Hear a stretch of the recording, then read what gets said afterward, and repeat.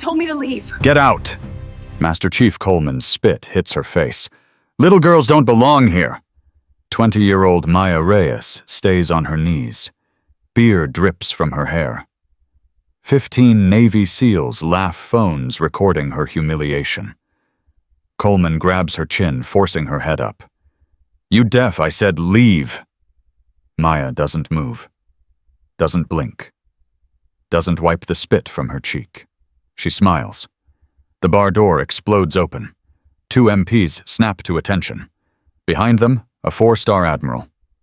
Commander Reyes, Phantom Protocol activated. Your team awaits. Coleman's hand freezes on her face. Commander Maya rises. The smile never wavers. You told me to leave. She straightens her spine. Funny. I was just about to say the same thing to you. Before we continue this incredible story, please subscribe to our channel and follow Maya's journey to the very end. Drop a comment telling us which city you're watching from. I want to see how far this story travels around the world. The Trident Lounge sat at the edge of Naval Base Norfolk, like a scar that refused to heal. Friday night, 2200 hours. The kind of night when men who killed for a living needed somewhere to feel alive. Maya Reyes pushed through the heavy wooden door and immediately regretted everything. The smell hit her first. Decades of spilled beer, testosterone, and the particular musk of men who'd spent their day proving they were harder than everyone else. Neon signs flickered behind the bar, Budweiser Miller Corona, casting red and blue shadows across faces flushed with alcohol and victory. She adjusted her glasses, pulled her oversized cardigan tighter, kept her eyes down. Just get to the bar, order a water, observe, leave. That was the mission. Simple, clean. The kind of intelligence gathering she'd done 100 times before. Well, well, well. The voice cut through the noise like a blade through flesh. Maya's spine stiffened, but she didn't turn. What do we have here? Master Chief Derek Viper Coleman rose from his table like a predator scenting wounded prey. 45 years old. 6'3". The kind of build that came from a lifetime of punishment, and the arrogance that came from surviving it. A scar ran through his left eyebrow. Fallujah, he told people. Though the truth was a bar fight in Tijuana. His eyes were dark, predatory, already calculating how much entertainment this interruption would provide. Hey, sweetheart. He blocked her path. You lost. Maya looked up, let her voice tremble just enough. I work on base. Data analysis. I heard this place had good drinks. Coleman's lips curled. Data analysis. Behind him, 14 SEALs from Team 4 turned to watch. Fresh off a training evolution. Record scores. The kind of adrenaline high that needed somewhere to go. Boys, Coleman spread his arms wide. The IT department sent us a mascot. Laughter erupted. Someone wolf whistled. A younger SEAL with a neck like a fire hydrant pumped his fist. I should go. Maya stepped back. I didn't mean to go. Coleman's hand shot out, grabbing her elbow. You just got here. Lieutenant Beckett Shaw watched from the corner of the bar, his beer growing warm in his hand. Something was wrong. He couldn't explain it. The girl looked terrified, glasses slightly askew, cardigan practically swallowing her thin frame, eyes darting like a cornered rabbit. Everything about her screamed victim. But her hands. Shaw had spent 15 years reading people. Interrogation training. Psychological operations. The kind of work that taught you to notice what others missed.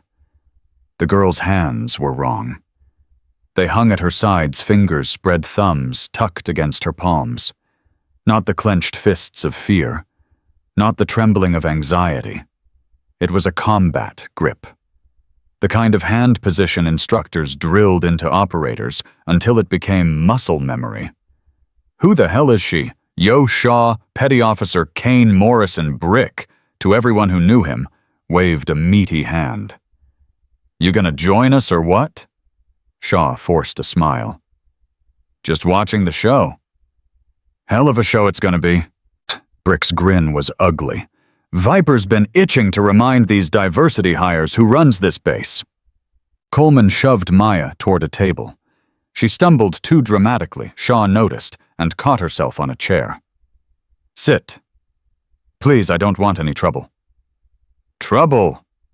Coleman laughed. Honey, I am trouble. He snapped his fingers. Lieutenant Brett Lawson appeared with a pitcher of beer foam sloshing over the rim. You know what I love about these affirmative action programs? Coleman addressed his audience, playing to the crowd. They keep sending us these little girls with their little degrees, their diversity certifications, their participation trophies. More laughter.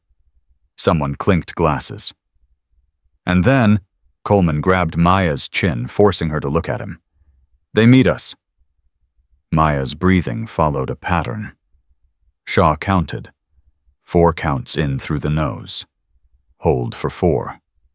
4 counts out through the mouth. Combat breathing. The technique they taught operators to stay calm under fire. What the hell? What's your name, sweetheart? Maya Reyes. Maya. The Coleman rolled the name around like he was tasting it. Pretty name, pretty face. Bet you got straight A's in school. Bet Mommy and Daddy told you that you could be anything you wanted. He leaned closer. They lied. The first splash of beer came without warning. Lawson tilted the pitcher, letting cold amber liquid cascade over Maya's head. It soaked through her hair, ran down her face, dripped onto her cardigan. She didn't move. Hold her down. Coleman's voice hardened.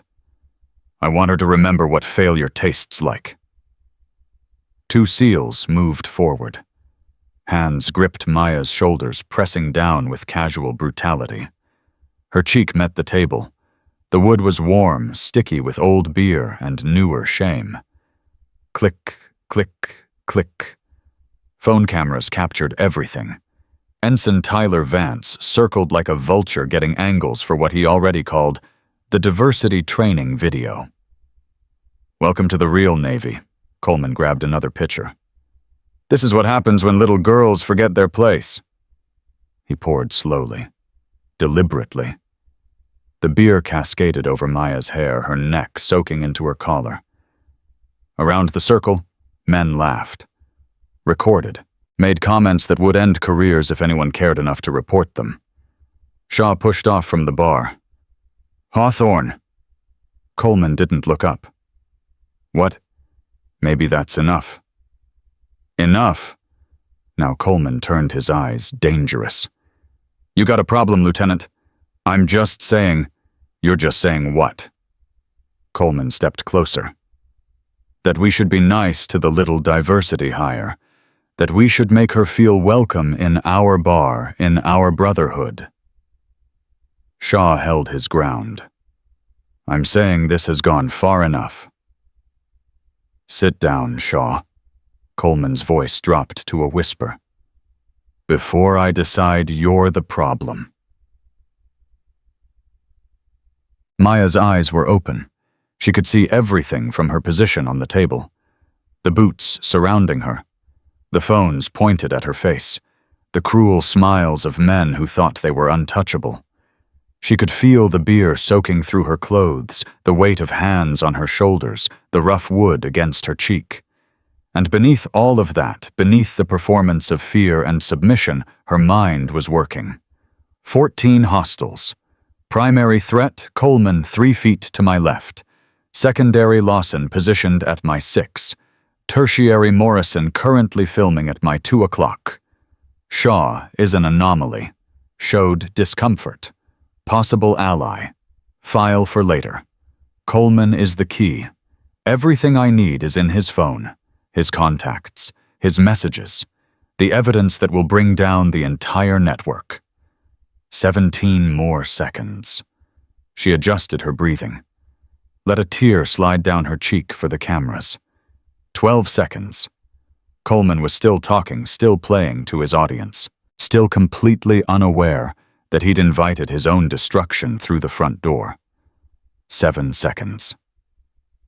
Maya's fingers moved imperceptibly against the table, a combat grip shifting into something else, something ready. 3 seconds. The bar door slammed open. Every head turned. 2 military police officers stood in the doorway, their boots planted with the weight of authority. Behind them, a figure that made the entire room straighten involuntarily. Admiral Marcus Stone, 4 stars, Commander of Naval Special Warfare Command, the man who could end every career in this room with a single phone call. His eyes swept the scene, the woman pinned to the table, beer-soaked and silent, surrounded by laughing SEALs with their phones raised. "Commander Reyes!" The words landed like a grenade. Every sound in the bar died. The jukebox faded to nothing. 15 SEALs froze mid-motion, glasses suspended halfway to their lips, phones still recording what they suddenly realized might be the end of everything. Coleman's grip on Maya's shoulder went slack. "Commander." Admiral Stone didn't acknowledge anyone else.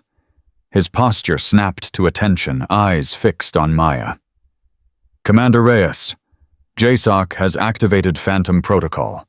Priority Alpha. Immediate deployment required." For 5 heartbeats, nobody moved. Then Maya pushed herself up from the table. Slowly. Deliberately.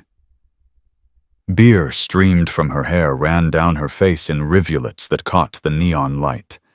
She removed her glasses, folded them carefully, placed them in her cardigan pocket. Then she reached up and pulled the scrunchie from her hair. The transformation was instantaneous. Her spine straightened, her shoulders squared. Her eyes, which had been wide and frightened moments ago, went cold. Arctic. The eyes of someone who had seen death up close and decided it wasn't impressive. She shrugged off the cardigan, letting it fall to the beer-soaked floor. On her chest, previously hidden beneath the baggy fabric, a trident pin gleamed in the bar light. But it wasn't a standard trident. A black phoenix rose behind it, wings spread flames trailing from its tail feathers. The insignia of Project Phoenix, the most classified special operations program in military history. Lawson's voice cracked. "That's not possible." Maya stepped forward. The crowd parted instinctively. Bodies pressed back against bar stools and pool tables like water flowing around a stone. Her boots left wet footprints on the floor, dark marks trailing behind her. She stopped directly in front of Coleman. Up close, she was smaller than him by nearly a foot. It didn't matter. The energy radiating from her filled the entire room. "Master Chief Derek Viper Coleman." Her voice was calm, measured, completely different from the trembling whisper of moments ago. "Badge number 7743, 25 years of service, 17 formal complaints of gender-based harassment, 4 investigations that mysteriously lost evidence, 2 female operators forced out of the pipeline." Coleman's face had gone gray. I've been watching you for 3 months." Maya's lips curved into something that wasn't quite a smile. "Everything that happened tonight, every word you said, every drop of beer you poured on my head." She leaned closer. "Exactly what I needed." "Done. Commander Reyes." Admiral Stone's voice cut through the tension. "We don't have time for this. The situation is critical." Maya didn't take her eyes off Coleman. "Give me the briefing." Operation Blackwater has been compromised. 12 SEALs captured during a weapons interdiction mission in Yemen. Al-Shaitan militia is claiming responsibility, but we believe there's a more sophisticated operator behind them. Extraction attempt? Failed. 3 additional casualties. The team that went in wasn't prepared for what they found. Which team? Stone's pause said everything. Team 4 Commander. Master Chief Coleman's men. The silence that followed was deafening. Maya turned slowly, looking at the SEALs who surrounded her. The same men who had poured beer on her head, laughed at her, called her a diversity hire. Their brothers were dying in Yemen because of information someone had leaked. Well? Maya's voice carried no warmth. Looks like your boys need saving, Master Chief. Coleman's mouth opened, closed. His hands were shaking. And I'm the only one who can do it. Shaw stepped forward. Commander, permission to speak. Maya's eyes flickered to him, assessed, calculated. Granted. I know I don't have standing to ask this, but I need to know. He met her gaze directly. That breathing pattern you were using. The hand position. You were never afraid. Not for a single second. Is there a question, Lieutenant? Were you going to let him keep going if the Admiral hadn't arrived? Maya considered the question.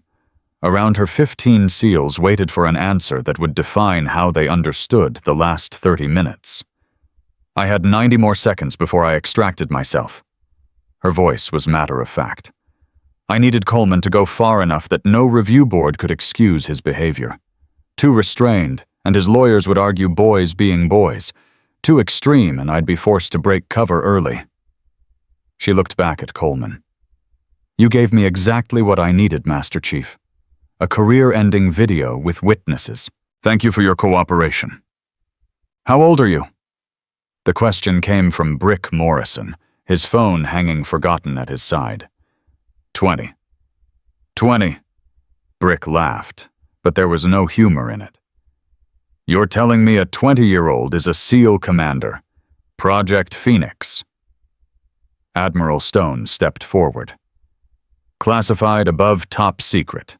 Commander Reyes was recruited at 16. Completed BDS at 17, youngest in history, though that record doesn't officially exist. 23 successful operations since then. 0 casualties.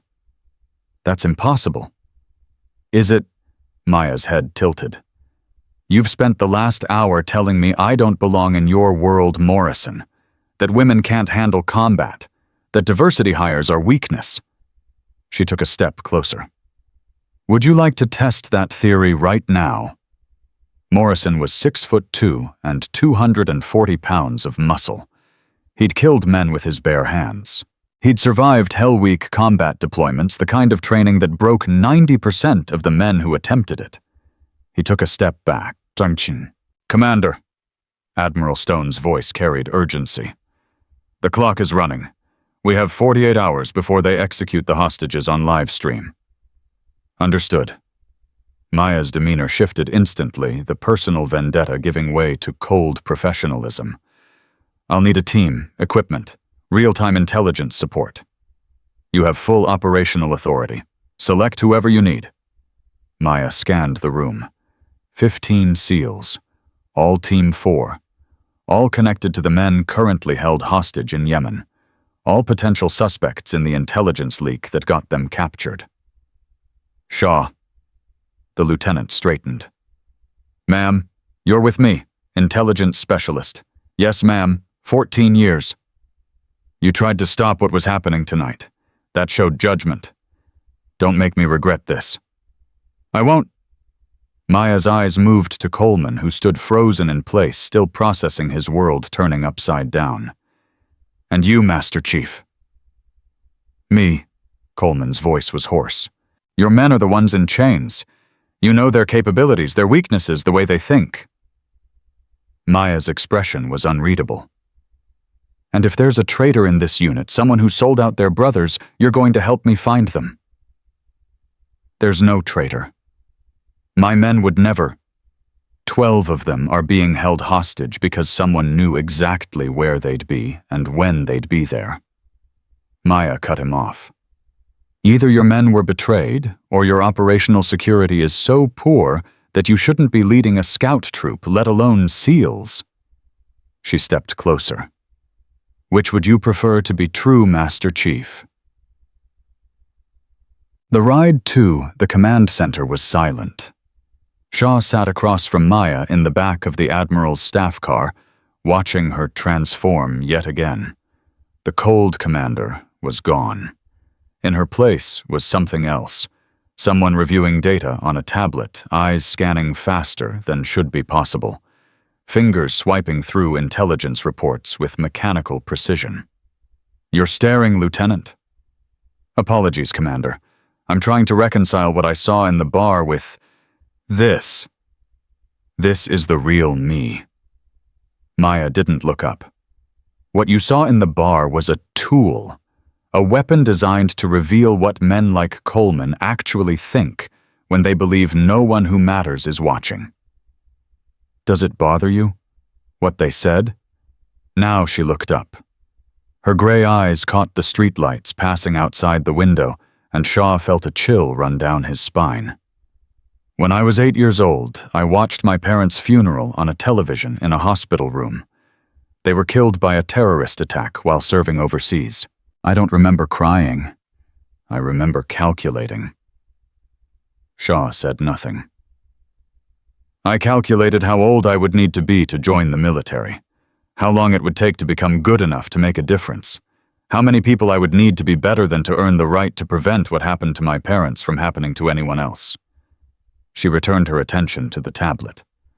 What bothers me, Lieutenant, is inefficiency, wasted time, preventable death. A few ignorant men pouring beer on my head doesn't even register on that scale. Naval Special Warfare Command Center, 23:30 hours. Maya strode through the doors like she owned the building. Given her operational authority, she essentially did. The main briefing room was already filling. Shaw followed 2 steps behind, still processing everything he'd witnessed. Coleman entered last, flanked by 2 MPs, whose presence made it clear he wasn't entirely trusted. On the wall screen, satellite imagery of Yemen glowed in high resolution. A compound in the southern mountains, heat signatures indicating approximately 40 hostiles, and somewhere in that maze of buildings, 12 Americans waiting to die. Status update. Maya didn't sit. She stood at the head of the table, commanding the room without effort. A young analyst scrambled to attention. Ma'am, latest intercepts confirm 12 hostages alive as of 1800 Zulu. Al-Shaitan released a proof-of-life video demanding $100 million and the release of 17 prisoners currently held at. I've read the demands. They won't be met. What about the extraction attempt? Task Force 88 inserted at 0400 yesterday. They were ambushed before reaching the compound perimeter. 3 wounded, extracted under fire. The enemy knew they were coming. Obviously, Maya's voice dripped ice. Someone told them. Every eye in the room flickered to Coleman, then away. Commander Reyes. A new voice from the doorway. Female. Sharp. Commanding. Maya turned. Captain Diana Torres stood at attention. 32 years old, lean and angular, with the kind of focused intensity that came from proving yourself 10 times harder than everyone around you. Her record was spotless distinguished marksmanship, multiple combat deployments, the first female sniper to qualify for DevGru, and 17 harassment complaints filed against Derek Coleman, all of which had been buried. Torres. Maya's expression warmed fractionally. I was about to call you. Admiral Stone briefed me. You need a sniper. I need the sniper. You're it. Torres nodded.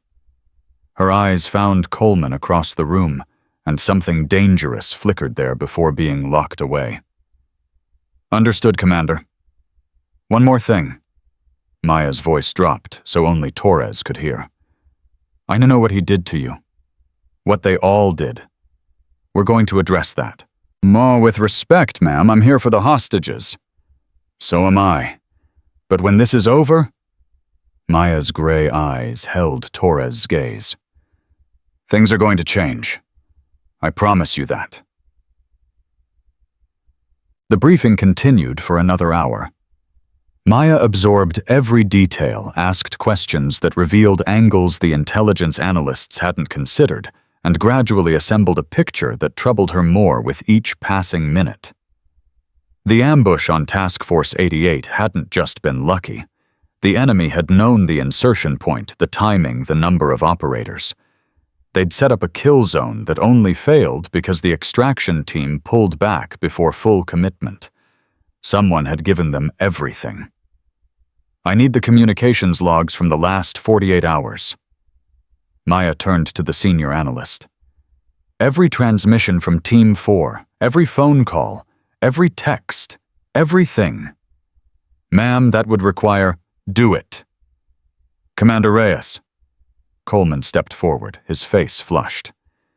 You can't seriously be suggesting that one of my men... I'm not suggesting anything, Master Chief. I'm establishing baseline intelligence. Maya met his eyes without flinching.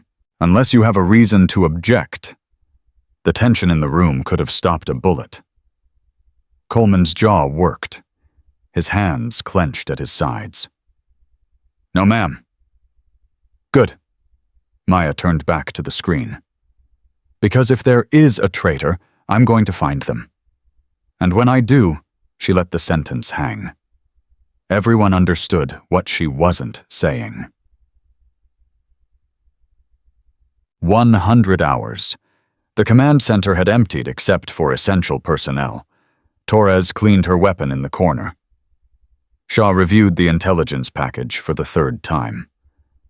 Coleman sat alone at a desk, staring at photographs of the 12 captured SEALs. His men. His responsibility. His failure.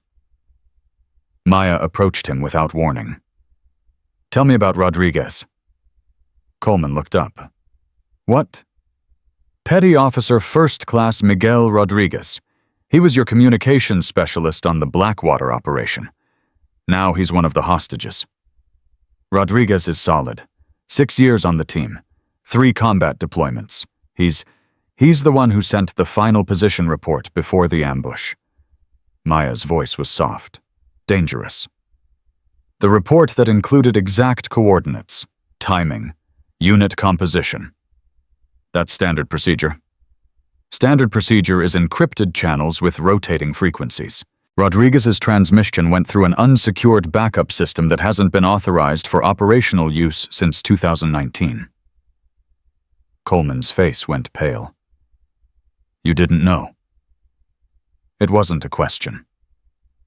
Maya read the answer in his expression. Someone used Rodriguez's credentials to send information to the enemy, and you had no idea. That's not possible. Rodriguez would never, maybe not willingly. Maya pulled a tablet from under her arm, sliding it across the desk. 6 months ago, Rodriguez's wife was diagnosed with stage 4 cancer. Treatment costs have exceeded their savings by over $200,000. Coleman stared at the screen. Medical bills, bank statements, a desperate man's financial records laid bare. Someone approached him, offered to make the debt disappear. Maya's voice held no judgment. All he had to do was leave a back door open, a security flaw that could be exploited at the right moment. He would have told me. Would he? Maya leaned closer. Would he have told the man who calls women diversity hires, the leader who makes his people afraid to show weakness? Coleman flinched. Rodriguez didn't trust you, Master Chief. None of your people trust you. Not really. And that's why 12 men are in chains right now. The words hit Coleman like a physical blow. He'd spent 25 years believing that strength meant never bending. That leadership meant being harder, tougher, more brutal than everyone around you. That emotions were weakness and compassion was for civilians. And now, a 20-year-old woman was telling him that everything he believed had gotten his men captured. "You're wrong," his voice cracked. "Am I?" Maya's eyes were relentless. "When was the last time one of your operators came to you with a personal problem? When was the last time anyone on your team admitted they were struggling?" Coleman searched his memory. He couldn't find an answer. "Leadership isn't about dominance, Master Chief. It isn't about proving you're the toughest person in the room." Maya straightened. "It's about creating an environment where your people trust you enough to tell you when something's wrong." She turned to walk away. "Rodriguez is still a traitor." Coleman's voice was hollow. "Rodriguez is a desperate man who made a terrible choice because he saw no other option." Maya paused at the door. "The people who exploited him, they're the traitors, and they're still out there." "How do we find them?" "We don't." Maya's smile didn't reach her eyes. "I do, but you're going to help." 300 hours. Maya stood in front of the satellite imagery alone in the briefing room. The compound stared back at her, a puzzle waiting to be solved, a death trap waiting to be sprung. Her phone buzzed. Unknown number. Encrypted. She opened the message, and the world tilted sideways. "Little ghost, flying into my web. Your parents said hello before they died. See you soon. Spectre." Maya's hands trembled. Once. Twice. Then stopped. She read the message again. Let the implications wash over her. Let the rage build, and then locked it away in the same place she kept everything else that threatened to make her human. Spectre. She'd heard the name in whispers. Intelligence briefings that never quite connected. A shadow that moved behind terrorist networks' arms, deals destabilization operations. Someone who had been pulling strings since before she was born. And now she knew. Spectre had killed her parents. Spectre had set this trap. Spectre was waiting for her in Yemen. Maya lowered the phone. Her reflection stared back at her from the darkened screen, young, tired, and absolutely certain of what she had to do. "You want to test me, Spectre? Fine. I'm coming." She didn't notice Shaw watching from the doorway. Didn't see the concern in his eyes as he watched her expression transform from cold professionalism to something far more dangerous. Didn't hear him pull out his own phone and send a message to Admiral Stone. "Commander received encrypted communication. Unknown source. She's compromised. This mission just got personal." The response came 30 seconds later. "Understood. Proceed as planned. If Reyes becomes a liability, you know what to do." Shaw deleted both messages. Then he straightened his shoulders and prepared to follow a 20-year-old into a trap that might kill them all. Because that's what soldiers did.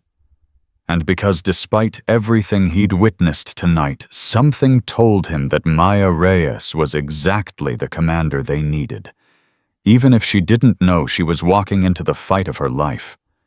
The briefing room filled with bodies at 0500 hours. Maya hadn't slept, hadn't needed to. The message from Spectre burned in her mind like a brand, but her face betrayed nothing as she watched the operators file in. Shaw entered first, his eyes finding hers immediately. She saw the question there. The concern. She ignored both. Torres took position by the door, her sniper's instincts placing her where she could see every entrance and exit. Coleman shuffled in last, looking like a man who'd aged 10 years overnight. "Close the door."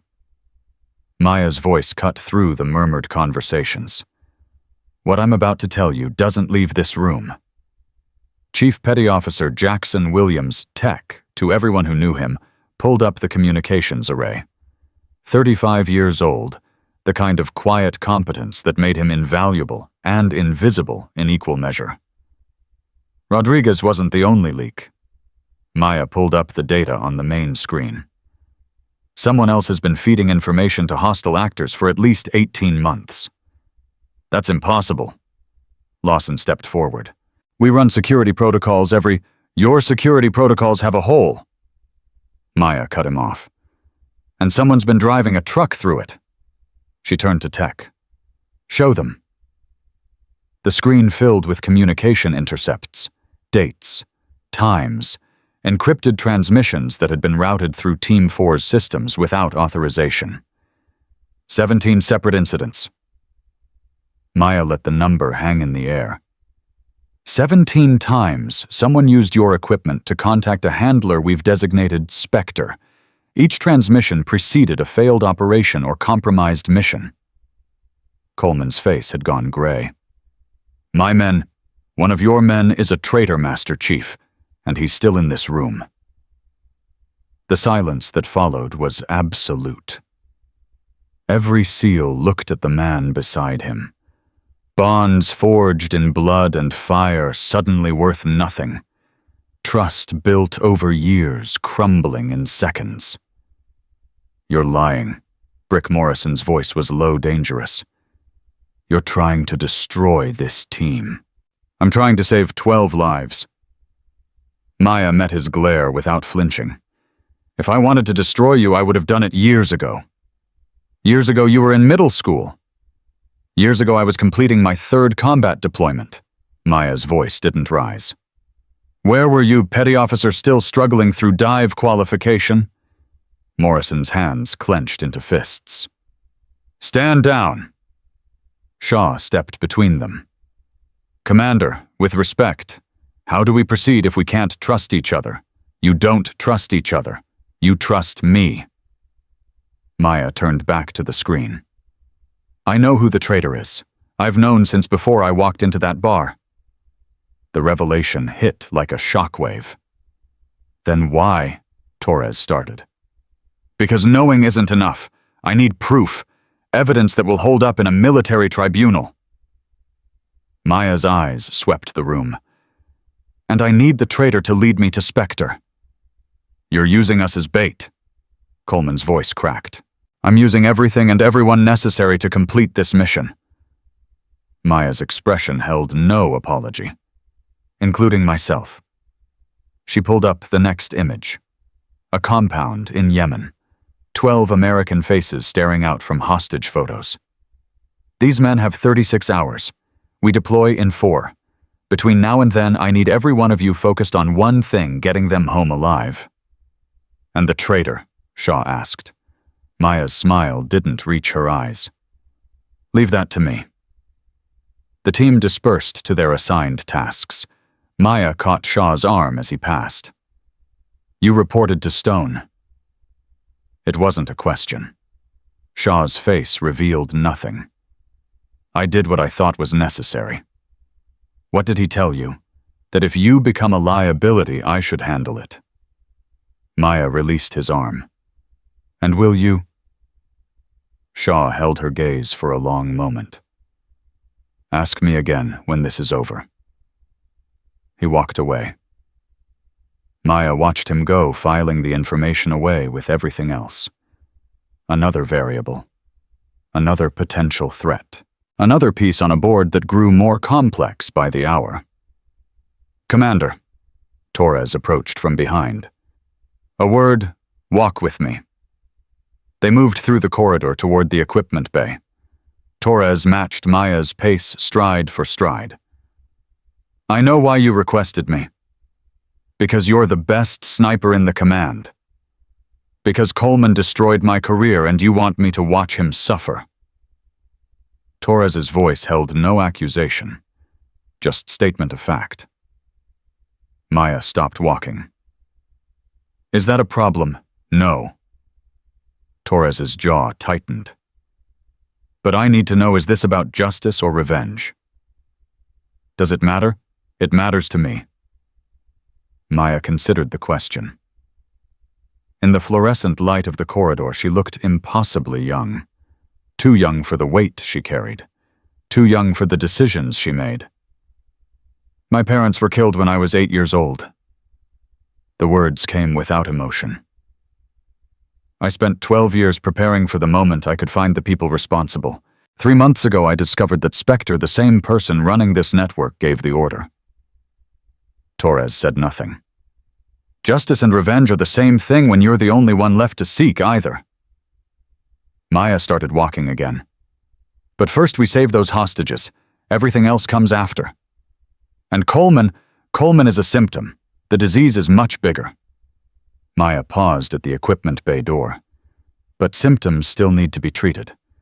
When this is over, I'm taking everything he built and burning it to the ground. I'd like to help with that.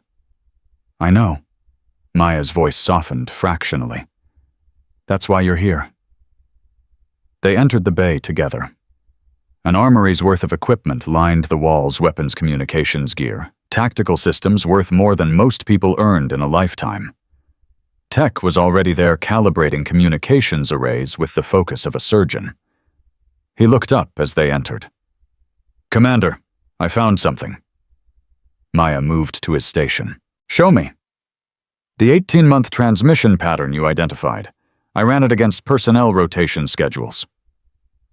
Tech pulled up a new display. Every single leak occurred when one specific operator was on base. The name glowed on the screen. Maya felt the world tilt slightly.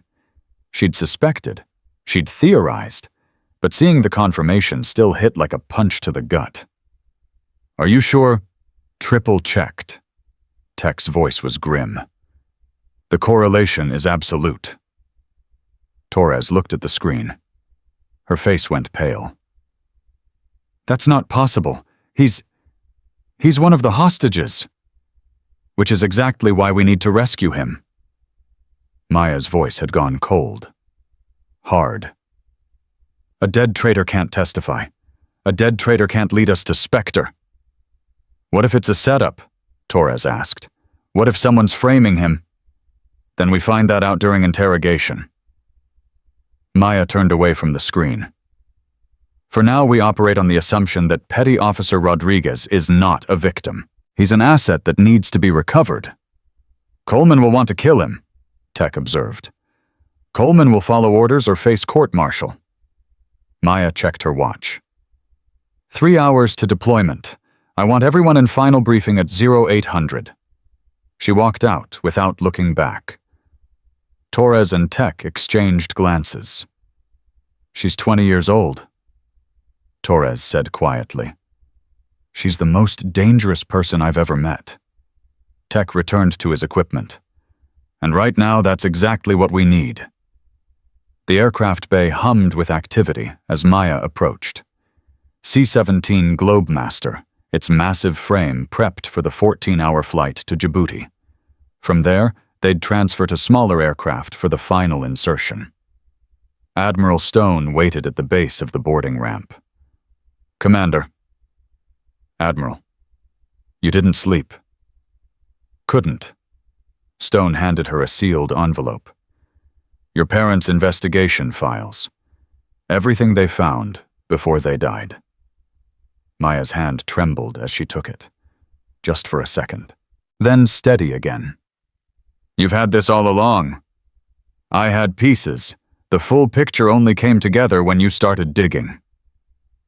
Stone's voice was heavy. They were on to Spectre 20 years ago, Maya. They traced the network almost all the way to the source. And someone stopped them. Someone killed them. Stone met her eyes. I promised your mother I would keep you safe. Instead, I turned you into a weapon. You gave me the tools to get justice. Maya tucked the envelope into her tactical vest. That's not the same thing. Isn't it? No. Maya started up the ramp. Justice heals.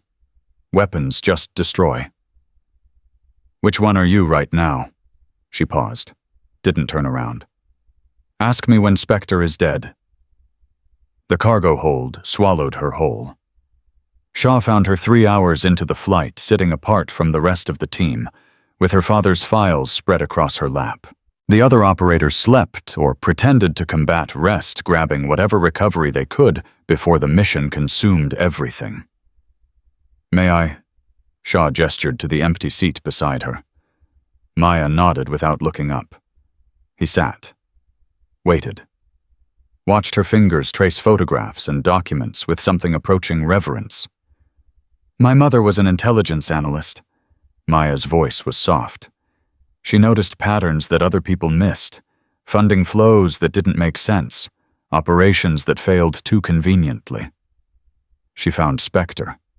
She found the edges, enough to know something was there. Maya turned a page. "My father was a SEAL. Team 2. When she told him what she suspected, he started investigating from the operational side. They came at it together. They were a team, partners in everything." Maya's jaw tightened.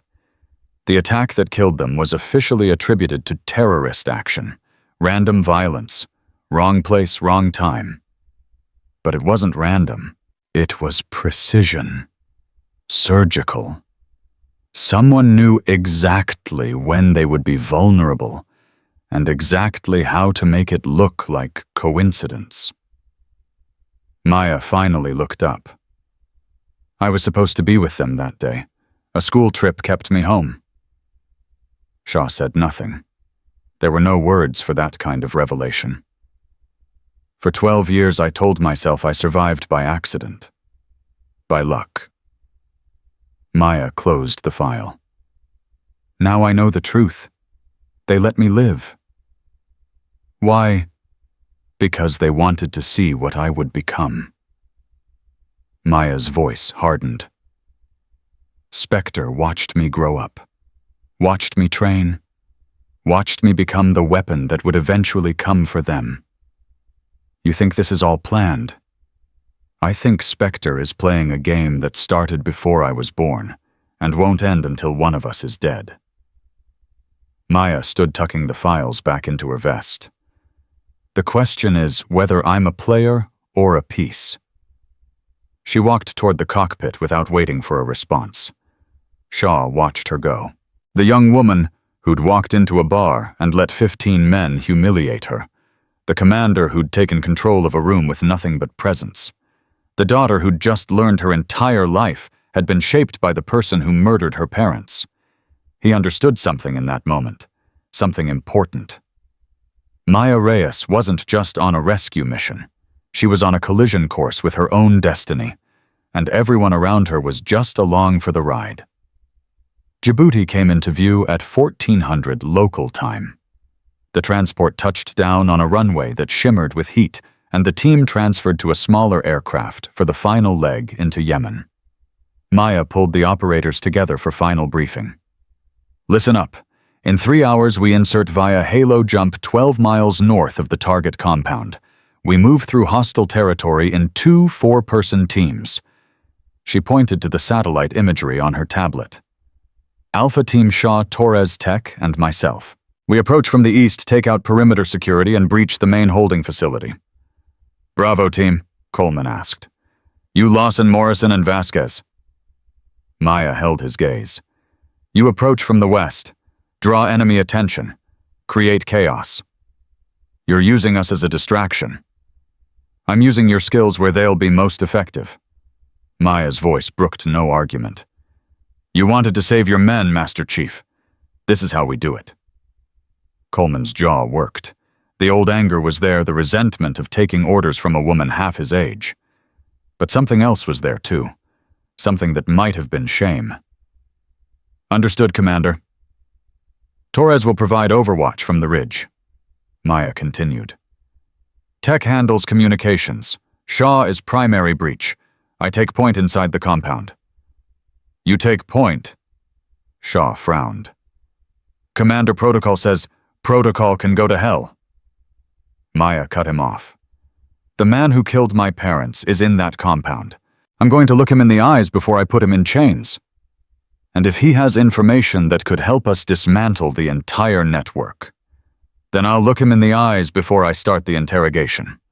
No one had a response to that. The aircraft droned through Yemeni airspace, As the sun sank toward the horizon, Maya checked her equipment for the 5th time: weapons, communications, medical supplies, the specialized restraints designed to hold high-value prisoners. Coleman approached her. "Permission to speak freely. Granted. I've been a SEAL for 25 years, served under dozens of commanders, followed orders from men I respected and men I hated. Is there a point coming? You're the youngest officer I've ever taken orders from, the only woman I've ever served under in combat." Coleman's voice was rough. "And you're better than all of them." Maya stopped what she was doing, looked at him directly for the first time since boarding the aircraft. "That's supposed to be an apology. It's supposed to be the truth." Coleman's eyes were bloodshot from lack of sleep. "What I did in that bar, what I've done to every woman in this command, I told myself I was protecting standards, protecting the brotherhood." "You were protecting your ego." "Yeah." The word came out broken. "I was. Your men are in chains because someone exploited the culture you created. The silence, the fear, the knowledge that weakness would be punished instead of supported." "I know. Do you—" Maya stepped closer. "Because if we survive tonight, everything changes. The harassment, the buried complaints, the careers destroyed by men who couldn't handle competition from women. All of it ends. What do you want from me? I want you to decide what kind of man you're going to be." Maya's voice held no warmth. The one who poured beer on a woman's head while his friends filmed it, or someone capable of actual leadership. "And if I choose wrong, then I'll destroy you so completely they won't even remember your name." She turned back to her equipment. Coleman stood there for a long moment. Then he walked back to his team without another word.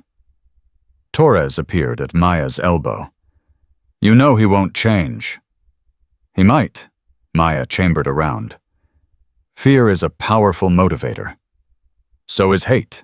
Then he'll have to choose which one he lets drive him." Maya looked up. "Everyone does eventually." The jumpmaster's voice crackled over the intercom. 10 minutes to insertion point.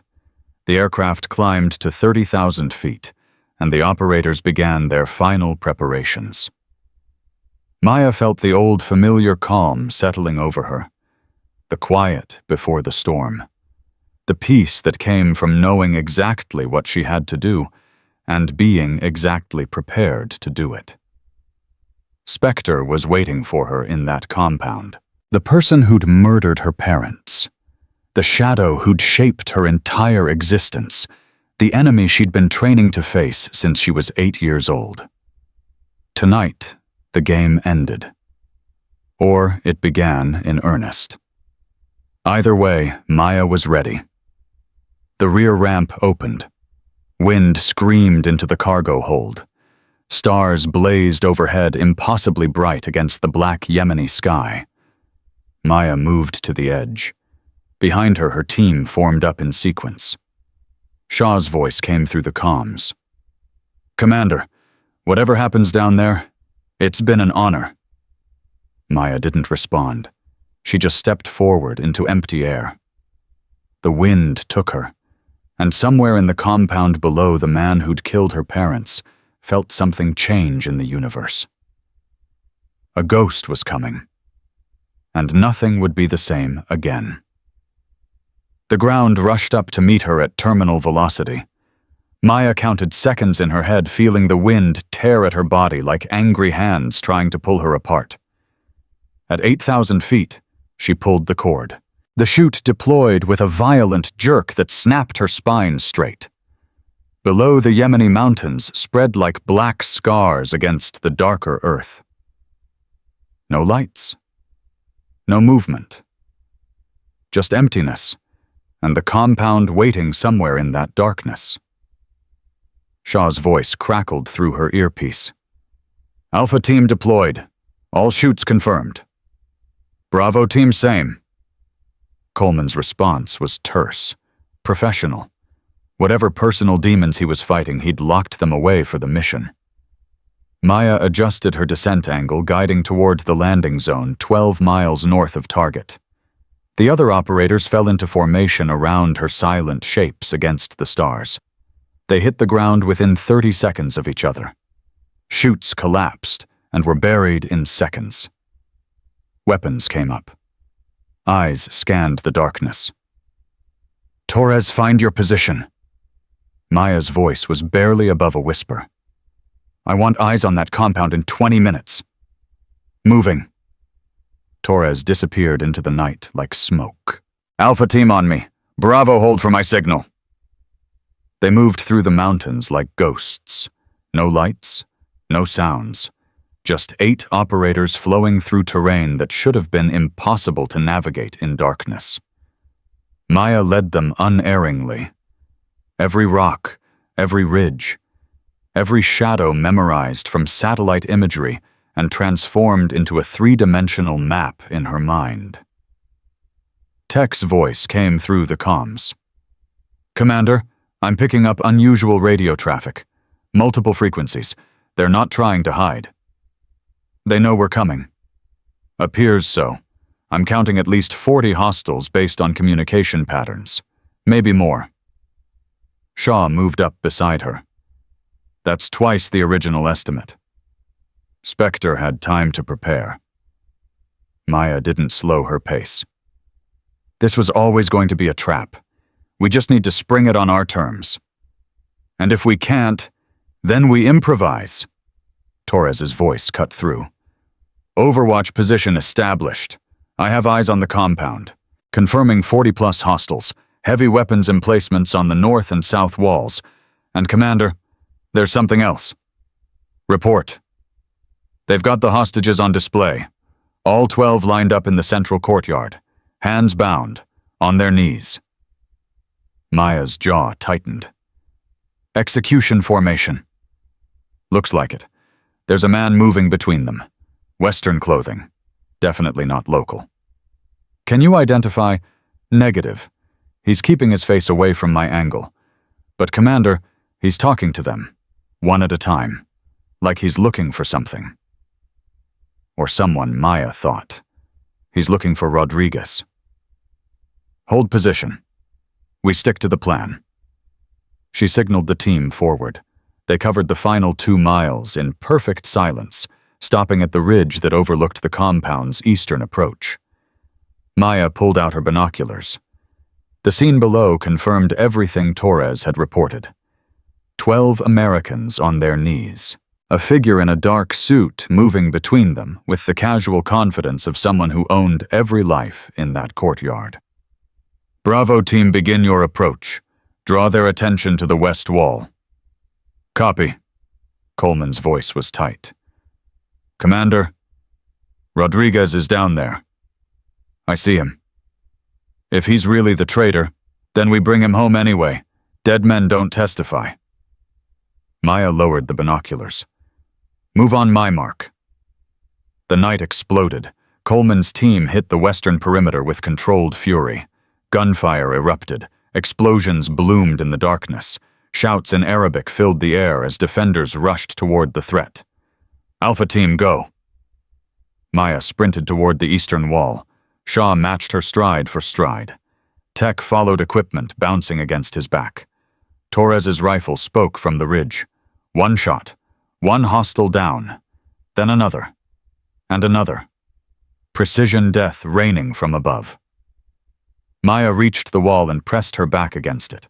Shaw took position beside her. Tech was already working on the security panel. 30 seconds. His fingers flew across the keypad. Gunfire intensified from the western side. Coleman's team was taking heavy contact. "Commander, we're pinned!" Lawson's voice crackled with static and adrenaline. "They knew exactly where we'd be. Hold your position. We're almost through. We can't hold much longer." Tech's device beeped. The security panel went green. "We're in." Maya moved through the breach like flowing water. 2 guards appeared in front of her. She dropped them before they could raise their weapons. Shaw cleared right. Tech secured their exit route. "Moving to the holding area." Maya's voice was calm, mechanical. The voice of someone who'd done this so many times, it was muscle memory. They pushed deeper into the compound. Every corner was a potential ambush. Every shadow could hide death. Maya cleared them all with ruthless efficiency. "Commander," Tech's voice held an edge. "I'm detecting a massive power signature from the central building. Something's wrong." "Define wrong." "Explosives. A lot of them. This whole compound is wired to blow." Maya's blood ran cold. Spectre's trap wasn't just an ambush. It was a death sentence for everyone inside. "Can you disarm them?" "Not remotely. I'd need direct access to the trigger mechanism." "Where is it?" "Central building. Same place as the hostages." Of course it was. Spectre wanted her to walk right into the kill zone. "Change of plans. Shaw, take Tech and find that trigger. I'm going for the hostages." "Commander, you can't." "That's an order, Lieutenant." Shaw hesitated for a fraction of a second. Then he nodded. "Don't die." "Not planning on it." They split up. Maya moved toward the courtyard alone. The compound speakers crackled to life. "Little ghost." The voice was calm, cultured, American. "I was beginning to think you wouldn't come." Maya didn't slow down. 2 more guards appeared. She eliminated them without breaking stride. "Your parents had that same determination, that same blind faith that justice would prevail." The voice carried a hint of amusement. "It didn't save them." Maya rounded a corner and found herself at the edge of the courtyard. 12 hostages on their knees, 40 guns pointed at her position. And standing in the center of it all, the man in the dark suit finally turned to face her.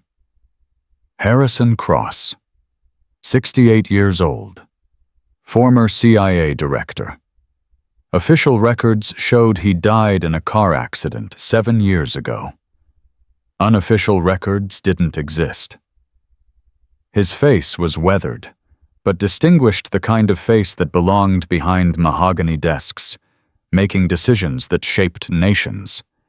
His eyes were pale blue and utterly empty of anything resembling humanity. "Impressive entrance," Cross spread his arms wide. "I've been watching you since you were 8 years old, Maya. Watching you grow. Watching you train. Watching you become exactly what I designed you to be." Designed. Project Phoenix was my initiative. I identified children with exceptional potential and ensured they received specialized development. Cross smiled. "You were my masterpiece, the orphaned daughter of 2 patriots who got too close to the truth. What better motivation could a weapon have?" Maya's finger tightened on her trigger. "I'm not your weapon."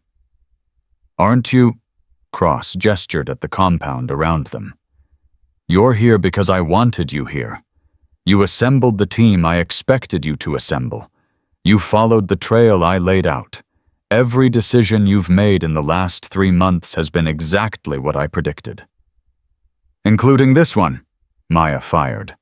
The bullet took Cross in the shoulder, spinning him backward. He hit the ground with a grunt of surprise and pain. "You predicted that—" Maya walked forward, weapon raised. "You predicted I'd shoot first and monologue never?" Cross laughed. Blood seeped through his fingers where he clutched his wounded shoulder. "Actually, yes. I predicted you'd aim for a non-lethal shot because you need me alive. Need the intelligence I can provide. Need to know how deep the network goes." He pushed himself to a sitting position. "Your mother made the same calculation. Always trying to capture instead of kill. Always believing that information was more valuable than elimination." Cross's smile turned cruel. "I didn't make that mistake with her." Maya's hand trembled. For the first time since she was 8 years old, her combat breathing failed. "You killed them yourself." "I gave the order. Watch the execution." Cross's voice held no regret. "They were becoming a problem. Like you're becoming a problem. But unlike them, you might still be useful. You think I'd ever work for you? I think you don't have a choice. Cross raised his good hand. See, these 40 men aren't just loyal to me. They're loyal to what I represent, a network that spans 6 continents, assets in every military and intelligence service on the planet. I'm not the snake Maya. I'm just one head of the Hydra. Then I'll cut off every head until there's nothing left. Ambitious. Your father said something similar right before the end. Cross tilted his head. But here's the thing, little ghost. You're standing in a building wired with enough explosives to vaporize everything within 200 meters. I have the trigger. And your people... His smile widened. Your people are exactly where I want them. Maya's earpiece screamed with static. Then Shaw's voice distorted but audible. Commander, it's a trap within a trap. The trigger isn't in the central building, it's on Cross himself.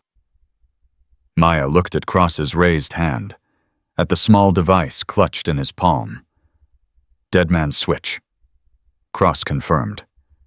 If my heart stops, if I release this button, if I even get too stressed, boom, everyone dies, including your precious hostages. Commander? Coleman's voice now. We're surrounded. They herded us into a kill box. Bravo team, fall back to secondary position. There is no secondary position. They've got us trapped. Maya's mind raced. 40 hostiles in the courtyard. More surrounding Coleman's team. A dead man's switch that would kill everyone if she took out Cross. And somewhere in this compound, Shaw and Tech were running out of time. What do you want? The words tasted like ash. I want you to surrender. Cross struggled to his feet, blood still dripping from his shoulder. Put down your weapon. Let my men take you into custody. In exchange, I'll release the hostages and let your team withdraw. And then we have a conversation about your future, about what you could become if you stopped fighting the inevitable. Cross extended his bloody hand. Your parents chose death over compromise. Don't make the same mistake. Maya looked at the hostages. 12 Americans. Men she'd been sent to save. Men who would die if she made the wrong choice. Rodriguez caught her eye. The man who'd betrayed his brothers. The traitor whose information had led to this moment.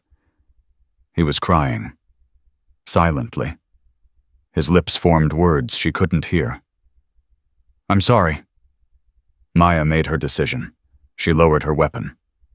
Smart girl. Cross's smile was triumphant. Men secure the commander. 2 guards moved forward.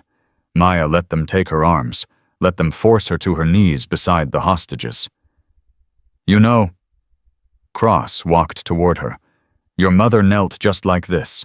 Same defiance in her eyes, same certainty that she was making the right choice. He stopped directly in front of her. She was wrong too.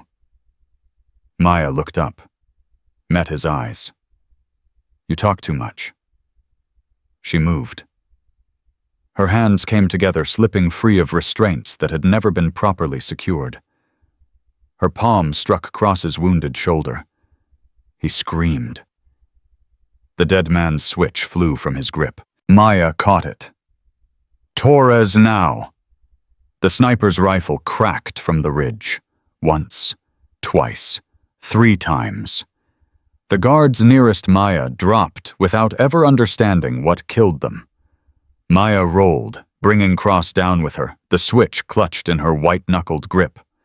Bullets tore through the space where she'd been standing.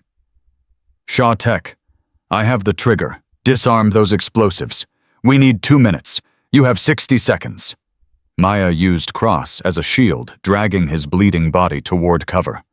The former CIA director screamed obscenities and struggled against her grip. You can't win, kill me, and everyone dies. Let me go, and my men kill you anyway. Option 3. Maya slammed his head against the ground. He went limp. You take a nap. She checked the switch, still depressed. Cross's unconscious finger still pressed the button. She couldn't let go without detonating everything. Coleman's status, still pinned. Morrison's hit, we need support. Torres, shift fire to western perimeter. Get Bravo team out of that kill box. Moving! Maya pulled Cross's unconscious body toward the hostages. The courtyard had become chaos guards, running, shooting, dying, as Torres's rifle spoke again and again from the ridge. Rodriguez! The traitor looked up. Terror and shame warred in his eyes. I know what you did. Maya's voice cut through the gunfire. I know about the money, the intelligence you sold, the brothers you betrayed. I didn't have a choice. They threatened my family, my wife. I know about her too. Maya reached the first hostage and cut his bonds. And when we get out of here, you're going to tell me everything, every contact, every payment, every piece of information you gave them. And then we see if there's anything left of you worth saving. She moved down the line, cutting bonds as fast as she could while maintaining pressure on the dead man's switch. Around her, the compound descended into hell. Explosives disarmed. Tech's voice was ragged with relief. Repeat, explosives disarmed. Maya looked at the switch in her hand. Useless now. She let it drop. All teams, the compound is secure for detonation. Weapons free. What followed was systematic devastation. Torres eliminated every hostile who showed themselves on the perimeter. Shaw and Tech emerged from the central building and began clearing rooms with brutal efficiency. Coleman's team, freed from their kill box, swept through the western section with the fury of men who'd almost died. Maya stayed with the hostages. 12 Americans finally free, finally safe. They looked at her with expressions ranging from disbelief to worship. Who are you? One of them whispered. I'm the person who's taking you home. Cross groaned, consciousness returning. Maya grabbed his collar and hauled him upright. You're going to answer for everything. My parents, the network, every life you've destroyed. You think this ends anything? Cross laughed through bloody teeth. I told you, I'm just one head. Cut me off and 7 more remain. Spectre isn't a person, little ghost. It's an idea, and ideas don't die. Then I'll kill the idea too. She hit him again. He stayed down this time. Coleman appeared at her side. His face was streaked with blood and dirt, but his eyes held something new. Something that might have been respect. Compound secured, Commander. We've got multiple prisoners, including 3 high-value targets. Casualties. Morrison took 2 rounds. Vasquez is working on him. He'll make it. Coleman looked at Cross's crumpled form.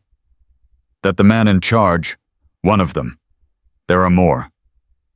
How many? 7. Maya's voice was hollow. And they're already planning their next move. An explosion from the north wall. Maya spun, weapon raised. Report, vehicle breach. Torres's voice was urgent. 3 trucks just crashed through the perimeter. They're heading for your position. All teams, defensive positions. Protect the hostages. The trucks roared into the courtyard. Men poured out, not the local militia fighters they'd been facing, but professionals. Western tactical gear, military-grade weapons, the kind of operators that only serious money could buy. Reinforcements. Shaw appeared beside Maya. Cross must have called them in before we hit the compound, or someone else did. Maya's eyes found the lead truck. A figure emerged from the cab. Female.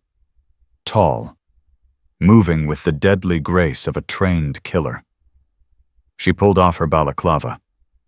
Maya's heart stopped. Vice Admiral Catherine Hayes. Admiral Stone's deputy. The woman who'd mentored a generation of female SEALs. Hello, Commander Reyes. Hayes's voice carried across the courtyard. I'm sorry it had to come to this. Admiral, Coleman's voice cracked with disbelief. What? What is this? This is the end of your mission. Hayes raised a weapon. And the beginning of a much longer game. Maya stepped forward. You're Spectre. I'm one piece of something larger than you can imagine. Hayes smiled sadly. Cross talked too much, revealed too much. He was always more ego than strategy. But his failure serves a purpose. It shows us exactly how dangerous you really are. If you knew I was coming, why not just kill me? Because you might still be useful. Hayes's eyes held something complicated. Your mother and I were friends, Maya. Did you know that we served together before she met your father? Before everything went wrong? Before you had her killed? Before I did what was necessary? Hayes's voice hardened. The network exists for a reason. The work we do keeps the real threats contained. Your parents wanted to expose everything, burn it all down. They didn't understand that some evils are necessary to prevent greater ones. That's what monsters always tell themselves. Perhaps, Hayes gestured to her men. But monsters win, Commander. That's the lesson history teaches us over and over again. Not tonight. Maya raised her weapon. Hayes's men raised theirs. 20 against 40. Impossible odds. Torres. A single word. A single shot. Hayes staggered. Her weapon fell from suddenly nerveless fingers. She looked down at the red bloom spreading across her chest. You shot me. I shot a traitor. Maya walked forward as Hayes collapsed to her knees. Your men can surrender or die. Their choice. The professionals looked at their fallen leader, looked at the SEALs surrounding them, looked at the woman who'd just taken down the most powerful person in the compound with a single order. One by one, weapons hit the ground. Secure them. Maya knelt beside Hayes. You're going to answer for everything. The network, the moles, every operation you compromised. You think... Hayes coughed blood. You think I'm the end, I'm just another head. Cut me off and 7 more remain, I know. Maya leaned closer. But here's what you don't know. I'm not going to stop with 7. I'm going to find every person connected to Spectre, every asset, every operative, every accountant and lawyer and politician who ever took your money. She grabbed Hayes's collar, forcing the dying woman to look at her. My parents started this investigation. I'm going to finish it. And when I'm done, there won't be enough left of your network to fill a footnote. Hayes laughed. It turned into a cough. Into silence. Her eyes went empty. Maya stood. Around her, the compound had gone quiet. Prisoners secured. Hostages safe. Cross unconscious and restrained. Hayes dead. Shaw approached. Commander, we need to extract before local forces respond. Get everyone to the vehicles. We're taking Cross and every piece of intelligence in this compound. And the Admiral. Maya looked at Hayes's body, at the woman who'd betrayed everything she claimed to serve. Leave her. Let her own people find her. Maya turned away. Let them see what happens to traitors. The extraction took 17 minutes. 12 hostages, multiple prisoners, and a treasure trove of intelligence loaded into captured vehicles and driven toward the extraction point. Maya sat in the lead truck, watching the compound burn in the rearview mirror. Torres had rigged the explosives they'd disarmed. No evidence would remain. No trace of what had happened here, except the bodies. Coleman sat across from her, silent, contemplative. She was my commanding officer once. His voice was rough. Hayes, She gave me my first team assignment, told me I had leadership potential. She told a lot of people a lot of things. How did you know? Maya pulled out her father's files, the ones Admiral Stone had given her before deployment. My parents traced the network almost to the source 20 years ago. They identified 7 heads, but they couldn't prove anything. The evidence was circumstantial, the connections too well hidden. She opened to a page covered in her mother's handwriting. Catherine Hayes was their primary suspect. They just needed more time to confirm it. Maya closed the file. Time someone made sure they didn't have. Hayes killed your parents. Hayes gave the order. Cross carried it out. Maya's voice was flat. Now Cross will spend the rest of his life in a black site, and Hayes is dead in a Yemeni compound. That's not justice. No. Maya looked out the window at the darkness rushing past. That's just the beginning. Her secure phone buzzed. A message from Admiral Stone. Mission success confirmed. Hostages recovered. Awaiting debrief. Maya typed her response. Hayes was Spectre. Network compromised but not destroyed. 6 heads remain. Request full operational authority to continue. The reply came seconds later. Granted. Welcome to the Long War, Commander. Your parents would be proud. Maya put the phone away, closed her eyes. For the first time in 12 years, she allowed herself to feel something other than rage. It wasn't peace. It wasn't satisfaction. But it was a start. The transport touched down at Naval Base Norfolk 47 hours after the Yemen extraction. Maya hadn't slept. Her body screamed for rest, but her mind refused to stop calculating. 6 heads remaining. 6 traitors embedded somewhere in the American military and intelligence apparatus. 6 enemies who now knew she was coming. Admiral Stone met them on the tarmac. His face was drawn, aged 10 years in the time they'd been gone. He watched the hostages disembark, watched the prisoners being transferred to waiting vehicles, watched Maya walk toward him with the weight of 2 worlds on her shoulders. Commander. Admiral, Hayes. The word came out broken. I served with her for 30 years. She was at my wedding. She held my daughter when she was born. She was also responsible for the deaths of at least 47 American operatives over the past 2 decades. Maya's voice held no comfort, including my parents. Stone flinched. I should have seen it. The signs were there. I just didn't want to believe. No one wants to believe the people they trust are capable of betrayal. Maya stopped in front of him. That's what makes it so effective. Cross is secure. Transferred to Site 7 for interrogation. He's already talking. Maya handed Stone a tablet. Names, dates, operations. Hayes was just one of 7 heads. I need authorization to pursue the others. You have it. Stone scrolled through the intelligence. His face went pale. Some of these names, Maya, if this is accurate, it's accurate. Cross has no reason to lie at this point. His network is compromised, his partner is dead, and his only hope of avoiding a death sentence is full cooperation. A SEAL Team 6 commander, an NCIS special agent, a Pentagon intelligence officer. Stone's voice dropped to a whisper. A military judge. My God.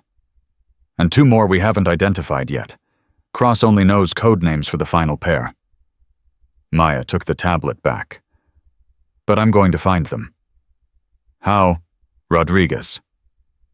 Stone's expression hardened. The traitor. The asset, Maya corrected.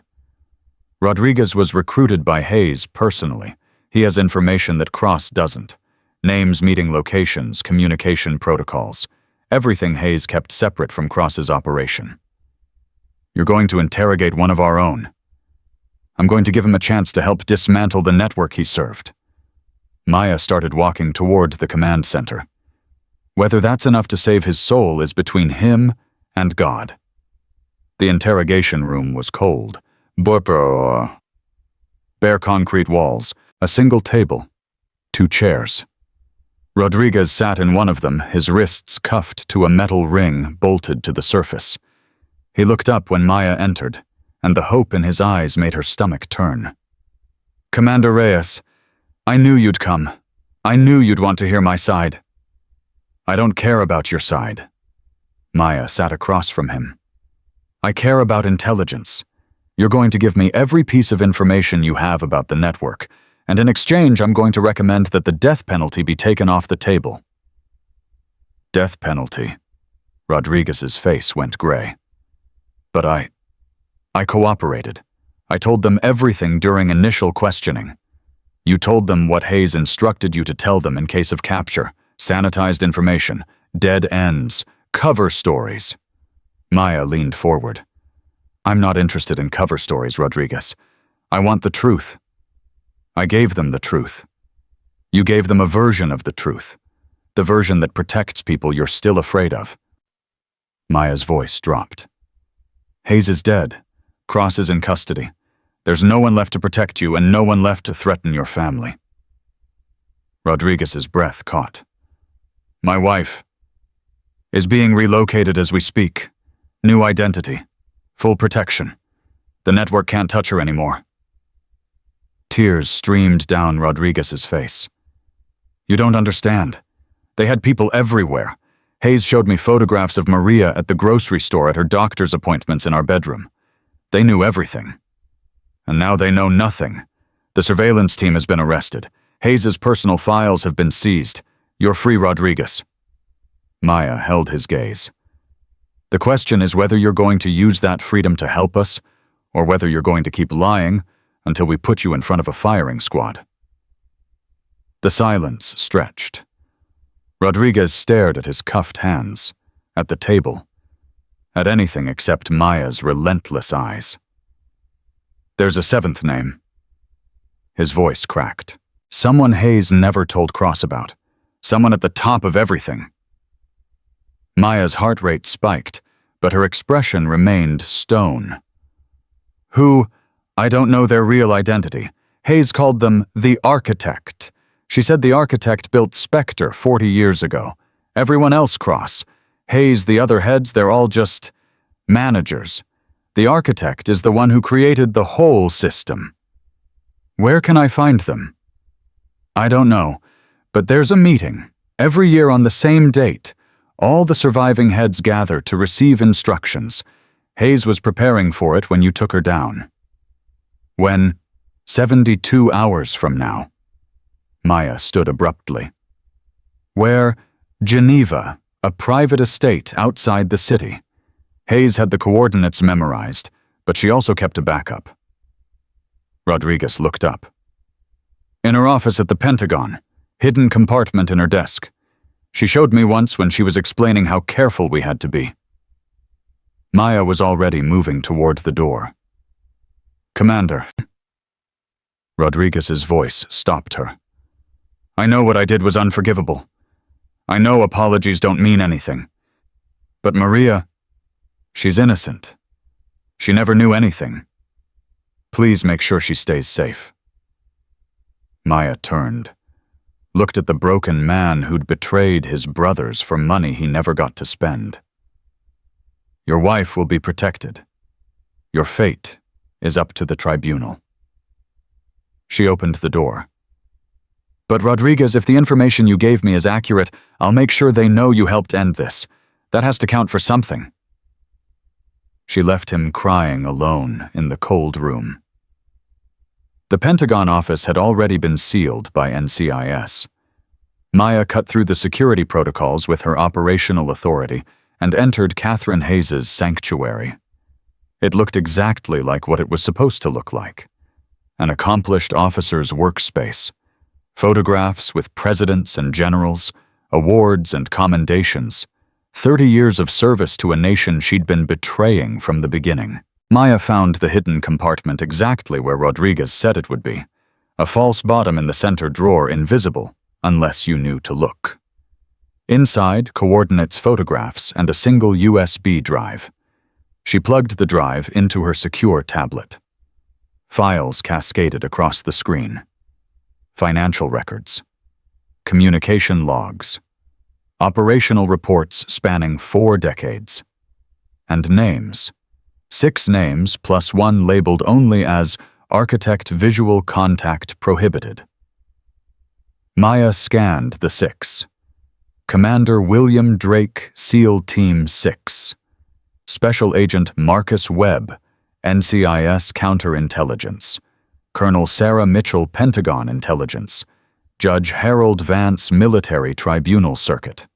Victoria Chase, Northwell Defense Industries, CEO. Senator Robert Hayes.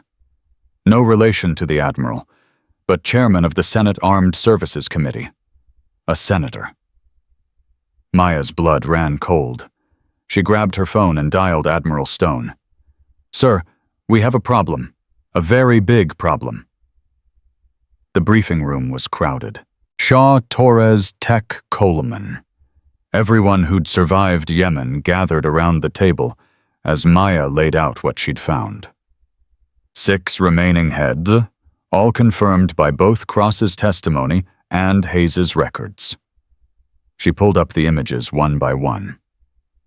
Commander Drake runs Team 6's black operations. Webb has access to every counterintelligence file in NCIS. Mitchell controls Pentagon intelligence analysis. Vance has buried 17 investigations that would have exposed the network. "And the other 2?" Shaw asked. "Victoria Chase provides funding through defense contracts. Her company has earned $3 billion from contracts that went to Spectre-affiliated suppliers." Coleman leaned forward. "What about the senator?" "Robert Hayes controls military funding confirmation hearings and classified oversight." Maya's voice was grim. "He decides who gets promoted and who gets investigated. He's been protecting the network from congressional scrutiny for 15 years. A United States senator." Torres breathed. "How do we touch someone like that?" "Carefully." Maya pulled up the final file. "We have 72 hours before the annual meeting. All 6 heads will be in Geneva. If we move now, we can take them all at once." "That's international. Swiss territory." Stone's voice carried caution. "We don't have jurisdiction. Which is why we're not doing this officially." Maya looked around the room. "I need volunteers. This mission doesn't exist. If we fail, there's no extraction. No rescue. No record that any of us were ever there." The silence lasted 3 seconds. Shaw stood first. "I'm in." Torres next. "Whatever it takes." Tech nodded without words. Coleman was last. His face was different than it had been a week ago. The arrogance stripped away. Something harder and more honest in its place. "Those men spent 20 years corrupting everything I believed in, every value I thought I was serving." He met Maya's eyes. "I want to watch you burn it down." "Then we move tonight." Maya gathered the files. "Wheels up at 2100. Admiral Stone caught her arm as the room cleared. "Maya, this mission could end your career, end your life. If the architect has resources we haven't identified, then I'll improvise." She pulled free of his grip. "My parents died trying to expose this network. I'm not going to let their sacrifice mean nothing." "What if the architect is someone we trust? Someone in this room?" The question hung in the air. "I've considered that." Maya's voice was quiet. "I've considered everything, but right now the only person I trust completely is myself." She walked away. Stone watched her go, and in his pocket his secure phone buzzed with a message he didn't show anyone. Geneva materialized through the clouds at 0400 local time. The team landed at a private airstrip 20 miles from the target estate, transferring to unmarked vehicles for the final approach. Maya reviewed the intelligence during the drive. The estate belonged to a Swiss banking family that had been dead for 30 years. On paper, it was a historical preservation trust. In reality, it was a meeting ground for people who couldn't afford to be seen together. Perimeter security, Torres asked. 12 guards, professional but not military. Maya swiped through the surveillance photos. The real protection is inside. Each head brings their own security detail. That's another 30 to 40 shooters. And we're hitting them with 5 people. 6. A new voice from the front seat. Coleman turned around, his expression registering surprise. Vasquez, I thought you were still treating Morrison.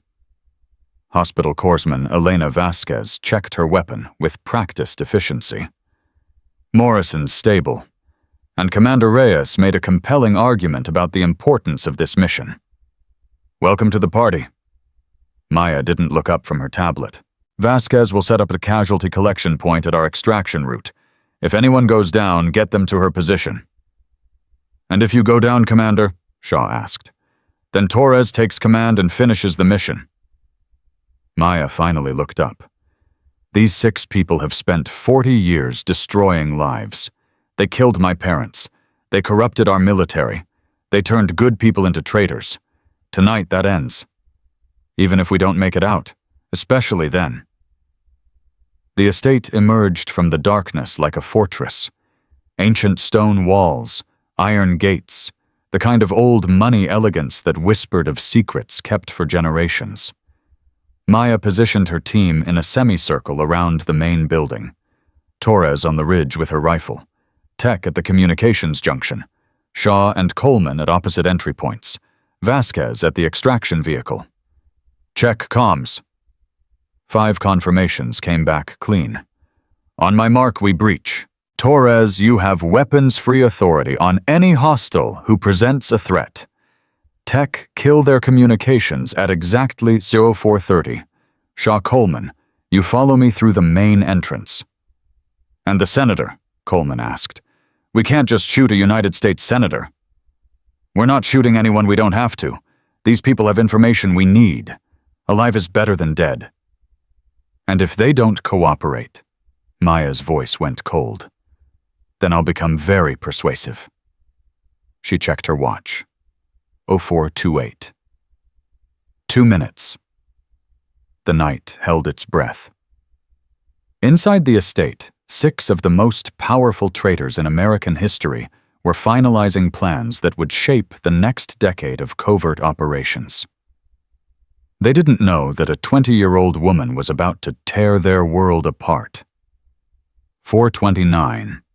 Maya moved into position. Shaw on her left, Coleman on her right. 30 seconds. Her heart rate stayed steady. Her breathing followed the pattern drilled into her since childhood. 4 counts in. Hold. 4 counts out. Somewhere in that building, the people who'd murdered her parents were drinking expensive wine and congratulating themselves on another year of successful betrayal. 4:30. Execute. Tech killed the lights and communications simultaneously. The estate plunged into darkness. Torres's rifle cracked once, twice perimeter guards dropping without understanding what hit them. Maya hit the front door like a hurricane. The security team in the foyer never had a chance. She moved through them with brutal efficiency, incapacitating rather than killing. These were hired guns. Employees. They didn't deserve death for working for monsters. Clear left, Shaw's voice echoed. Clear right. Coleman matched him. Moving to main hall. Maya pushed deeper into the estate. Gunfire erupted from somewhere above Torres, engaging targets on the upper floors. Screams and shouts filled the darkness. She found the conference room exactly where the intelligence said it would be. 6 people frozen in mid-conversation. Wine glasses suspended halfway to lips. Faces caught between shock and terror. Everyone on the ground! Now! Commander Drake went for his weapon. Shaw dropped him with a non-lethal round before his hand reached the holster. Anyone else feeling heroic? One by one they complied.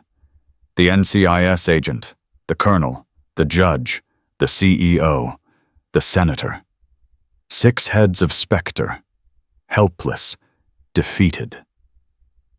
Maya walked among them like a reaper surveying souls. 20 years. Her voice was quiet, almost conversational. My parents spent years tracking your network, building cases, gathering evidence, and you killed them for it. We don't know what your... Senator Hayes started. Be quiet. Maya's weapon pressed against his forehead.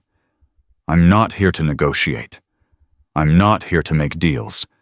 I'm here to end this. You can't. Victoria Chase's voice was steady despite her position on the floor. The architect will never allow it. We're just the visible layer. There are depths you can't imagine. Tell me about the architect. We don't know who they are. No one does. Chase laughed bitterly. That's the genius of it. We receive instructions through dead drops, financial transfers through numbered accounts. We've never seen a face, never heard a voice. The architect could be anyone, could be standing right next to you. Maya felt the words hit her like physical blows. The architect could be anyone. Her eyes found Shaw, Coleman, Torres on the comm. Could be anyone. Shaw, secure the prisoners. We're extracting in 5. Commander, what about... The window exploded. Maya hit the ground as glass and gunfire filled the air. She rolled, came up shooting, saw Shaw go down, clutching his shoulder. Contact multiple shooters from the north. They'd been expected. The architect knew they were coming. Torres covering fire, Coleman, get the prisoners moving. Maya grabbed Shaw, dragged him toward cover. Blood pumped through his fingers, but his eyes stayed focused. Ambush, he gasped. They knew. Someone talked. Maya applied pressure to his wound. Or we were watched. Or the architect has assets we didn't identify. More gunfire. Coleman's voice on the comm shouting about vehicles approaching from the main road. They were surrounded. Tech, do we have any extraction options? Working on it, give me 60 seconds. They didn't have 60 seconds. Maya made a decision. Coleman, take the prisoners and Shaw. Head for the extraction point. I'll hold them here. Commander, that's an order. She pushed Shaw toward Coleman. Get them out. This mission doesn't fail because of me. Coleman hesitated. Just for a moment. Don't die. Not planning on it. He was gone. Shaw with him, the prisoners stumbling along in restraints. Maya turned back to the incoming fire. 14 shooters. Maybe more. Professional team. Military movement patterns. The architect's personal security force. She smiled. All right? She checked her ammunition. Let's see what you've got. The next 3 minutes were the most intense of her life. Maya moved through the estate like a ghost, using every advantage the terrain offered. Shadows became weapons. Doorways became kill zones. She dropped 4 shooters before they even knew where she was. But they kept coming. A bullet grazed her arm. Another shattered the wall inches from her head. Commander. Torres's voice was urgent. I'm out of ammunition. I can't support from here. Fall back to extraction. I'm not leaving you. That's an order. Torres, move. Silence on the comm. Then, you better make it out of this, Commander. Maya didn't respond. She was already moving, already calculating, already finding the next angle of attack. 8 shooters remained. Closing in. She had 12 rounds. It would have to be enough. The final confrontation happened in the estate's grand hallway. Maya, bleeding and exhausted, facing the last 4 shooters with nothing but skill and desperation. 4 shots. 4 bodies. She stood alone among the fallen, breathing hard, her weapon hanging empty at her side. Impressive. The voice came from everywhere and nowhere. Maya spun, searching for the source. I knew you were exceptional, Maya, but this exceeds even my projections. Show yourself. Not yet. The voice held something that might have been amusement. You've passed the first test, but there are many more to come. The architect does not reveal themselves to those who haven't earned it. I'll find you. I know you will. That's what makes this interesting. A pause. Your parents were talented, but they lacked your ruthlessness. They wanted to expose the truth. You want revenge. That makes you dangerous. And danger is useful. I'm not your weapon. You've always been my weapon, Maya. From the moment I arranged your parents' deaths, you've been on a path of my design. Project Phoenix, your training, your assignments, all of it leading to this moment. Maya's blood ran cold. I'll kill you. You'll try. The voice faded. Until we meet again, little ghost. Enjoy your victory. It's the last one you'll have for free. Silence. Maya stood alone in the ruined hallway, surrounded by bodies and bullet casings, and questions she couldn't answer. The architect was real, and they'd been watching her entire life. She keyed her comm. Team status. Prisoner secured, Coleman's voice. Shaw is stable. We're at the extraction point. I'm on my way. Maya walked out of the estate without looking back. Somewhere out there, the architect was already planning their next move. So was she. The flight back to American soil took 11 hours. Maya spent every minute reviewing the intelligence they'd captured, cataloging evidence-building cases that would destroy careers and end legacies. 6 of the most powerful traitors in American history sat in restraints in the cargo hold, guarded by operators who'd once respected them. Shaw drifted in and out of consciousness beside her, his shoulder wound dressed, but still seeping through the bandages. He'd refused evacuation to a hospital, insisted on staying with the team until the mission was complete. You should sleep. Maya didn't look up from her tablet. So should you. I'll sleep when this is over. It'll never be over. Shaw's voice was rough with pain and something deeper. You heard the architect. This is just the beginning. Then I'll sleep when I'm dead. Shaw laughed. It turned into a cough. Your parents, were they like you? Maya's fingers paused on the screen. What do you mean, relentless? Driven, unable to stop even when stopping was the smart choice. Yes. The word came out softer than she intended. They believed that some things were worth any price, that justice wasn't just an ideal, it was an obligation. And you inherited that belief. I inherited everything they had. Maya finally looked at him. Their convictions, their enemies, their unfinished mission. Do you ever wish you could just let it go? Live a normal life. Every day. Maya's admission surprised even herself. But then I remember their faces, the way my mother used to laugh, the way my father would carry me on his shoulders, and I know that I can't stop, not until everyone responsible has answered for what they did. Shaw was quiet for a long moment. You're 20 years old. Old enough? Too young for this much weight. Age doesn't determine capacity for pain, Lieutenant. Only exposure does. Maya returned her attention to the tablet. Get some rest. We land in 3 hours. The Norfolk Naval Base was transformed when they arrived. News of the arrests had spread through classified channels. NCIS teams swarmed every location connected to the 6 heads.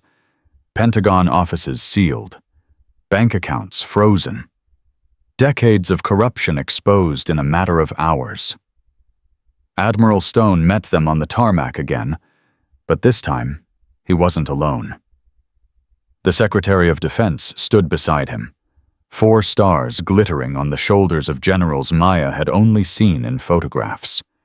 The kind of brass that usually existed in a different universe from operators on the ground. "Commander Reyes." The secretary stepped forward. His voice carried the weight of someone who'd spent 40 years navigating Washington's treacherous waters. "On behalf of the President and the Joint Chiefs, I want to personally thank you for your service." "Thank you, sir." "The intelligence you've recovered will take years to fully analyze, but preliminary assessments suggest this network was responsible for the deaths of hundreds of American service members over the past 4 decades. Maya felt the number land like a physical blow. Hundreds. "We're prepared to offer you any assignment you want, any command. Name it, and it's yours. I want Task Force Phoenix." The secretary's eyebrows rose.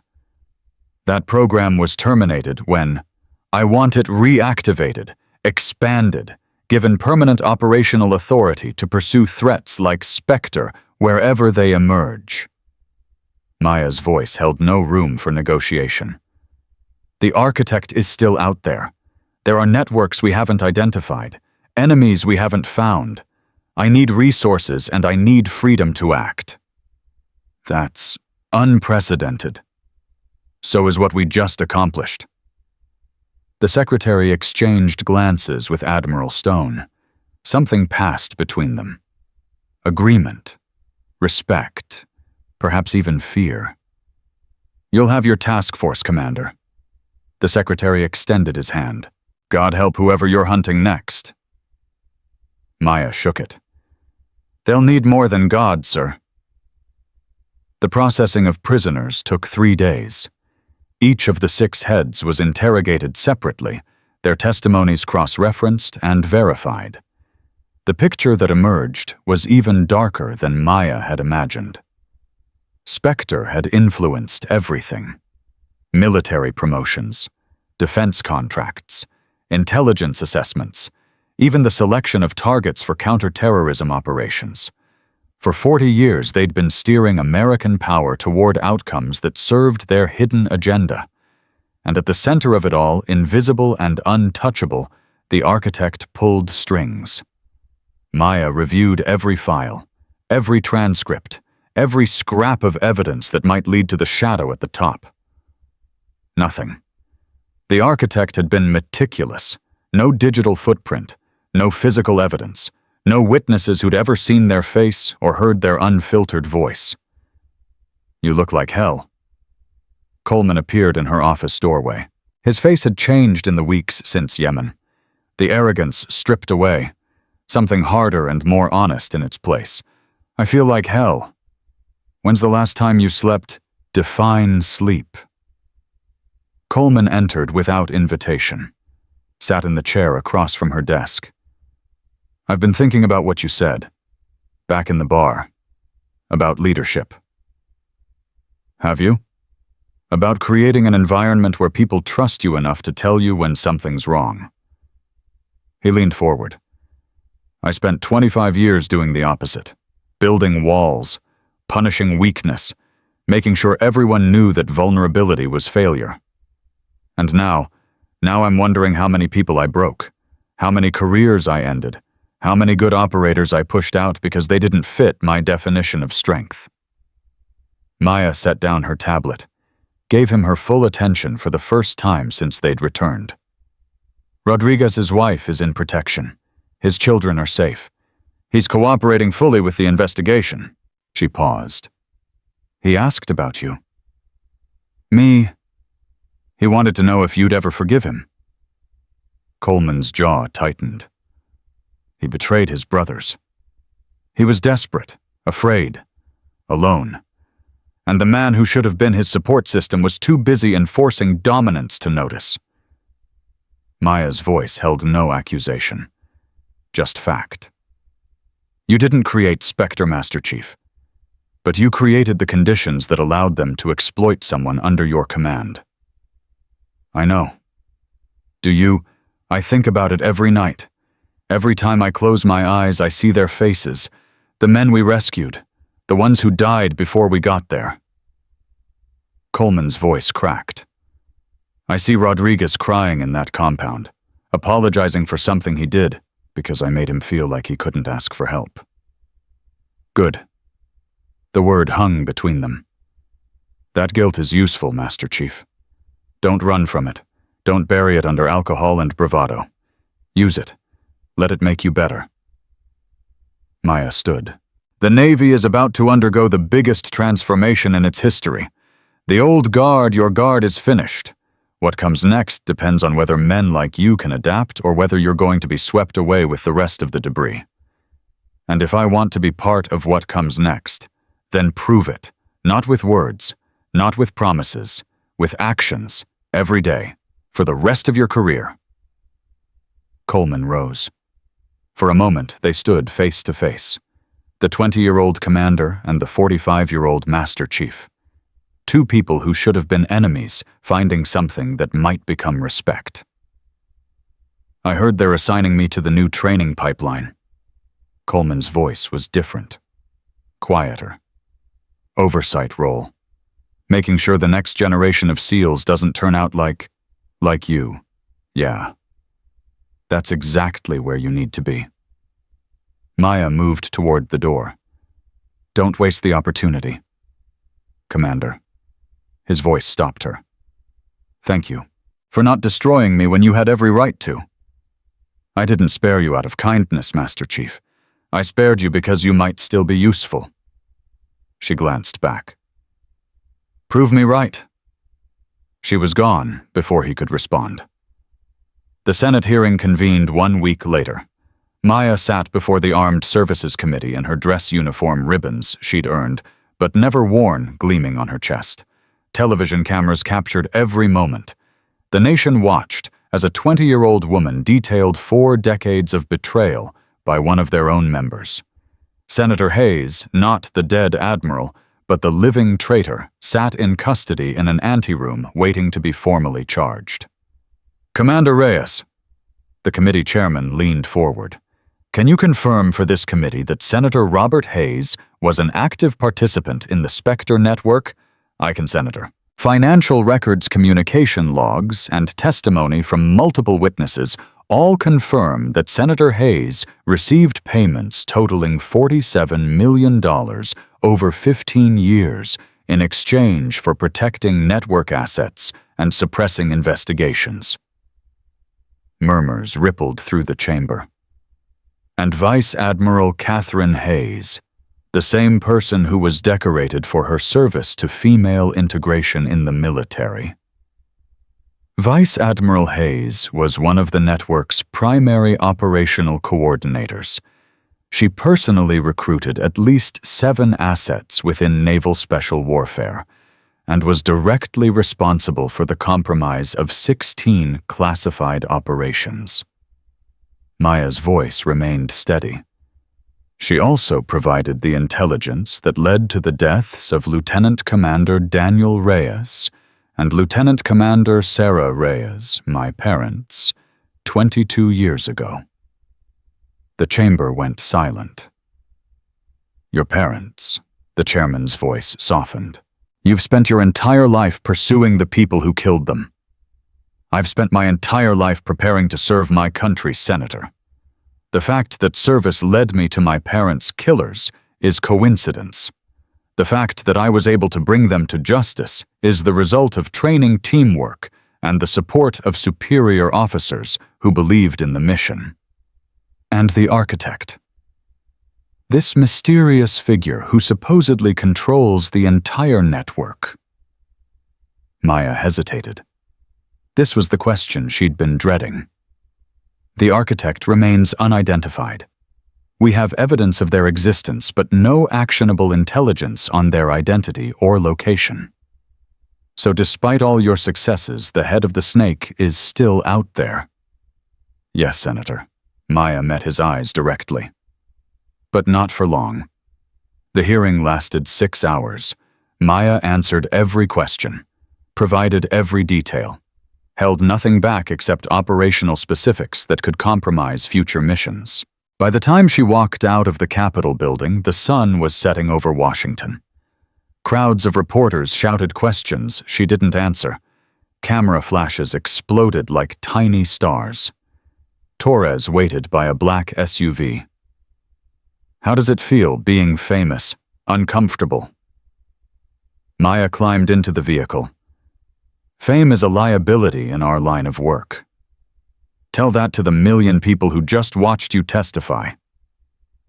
Torres pulled into traffic. You're a hero, Commander, the youngest person to ever address a joint session of Congress. The woman who took down a 40-year conspiracy. People are going to write books about you. I don't want books. I want results. You want the architect. I want to finish what my parents started. Maya watched the monuments pass outside her window. Everything else is just noise. They drove to a secure facility outside the city. Admiral Stone was waiting. The President wants to give you the Medal of Honor. Tell him I'm honored, but I'll have to decline. Stone's eyebrows rose. You're turning down the highest military decoration in the country. The Medal of Honor is for acts of exceptional valor. What I did was my job. Maya accepted the folder he handed her. What's this? Task Force Phoenix. Your new command. Unlimited operational authority. Resources drawn from every branch. Reporting directly to the Joint Chiefs. Maya opened the folder. Personnel files. Budget allocations. A mandate that gave her power she'd never imagined holding. There's a catch. Stone's voice hardened. The President also wants you on a leash. Congressional oversight. Weekly briefings. Complete transparency. Transparency gets people killed. Transparency keeps you accountable. Stone met her eyes. You're 20 years old, Maya. You've accomplished more in the past month than most officers achieve in a career. But that kind of success breeds suspicion. People will be watching you, looking for any sign that you're becoming what you fought against. And you, what do you think? I think your parents would be proud. Stone's voice softened. But I also think they'd be worried. They knew better than anyone how easy it is to lose yourself in this work. To become so focused on the mission that you forget why the mission matters. I won't forget. Everyone says that. Your mother said that. Stone put a hand on her shoulder. Promise me something. When this gets to be too much, and it will, you'll talk to someone. You'll let yourself be human. Maya didn't respond immediately. The weight of everything pressed down on her. The testimony, the mission, the truth about her parents, the shadow of the architect still lurking somewhere in the world. I promised to try. It was the most she could offer. Task Force Phoenix established headquarters at a classified location in Virginia. Maya assembled her team personally, Shaw as her executive officer, Torres as chief of special operations, Tech as communications director, Vasquez as medical lead, and Coleman. She gave him oversight of personnel vetting, the man who'd spent 25 years creating toxic culture, now responsible for ensuring it never took root again. Punishment or redemption? Only time would tell which. The first month was consumed by analysis. Every piece of intelligence from Geneva. Every file from Hayes's office. Every transaction in Cross's financial records. Maya reviewed it all, looking for patterns, connections, anything that might lead to the architect. She found nothing. They're too careful, Tech's voice carried frustration. 40 years of compartmentalized operations. Each head only knew what they needed to know. No one had the full picture, except the architect themselves. Then we build the picture ourselves. Maya pulled up a global map on the main display. Every operation Spectre influenced, every asset they recruited, every death they caused. We map it all, find the patterns they tried to hide. That could take years. Then it takes years. Shaw appeared at her elbow. His shoulder had healed, but he moved differently now. More careful, more aware of his own mortality. We got something. Intercepted communication. Encrypted, but tech managed to break it. Maya grabbed the transcript. Little Ghost, congratulations on your victory. The 6 heads you captured were useful but expendable. Their removal allows for restructuring. By the time you read this, 12 new assets will be in position. Your war has just begun.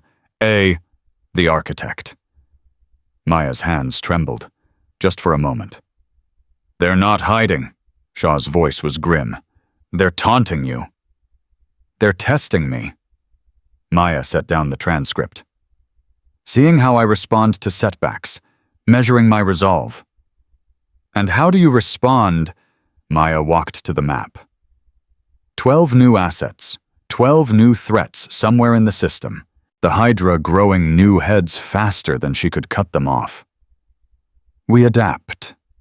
She began marking possible locations based on the intelligence patterns. We identify, we eliminate, and we keep going until there's nothing left to fight. What if there's always something left to fight?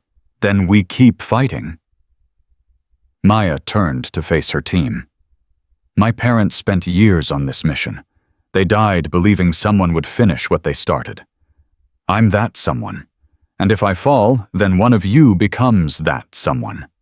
And if you fall, then the next person takes the torch.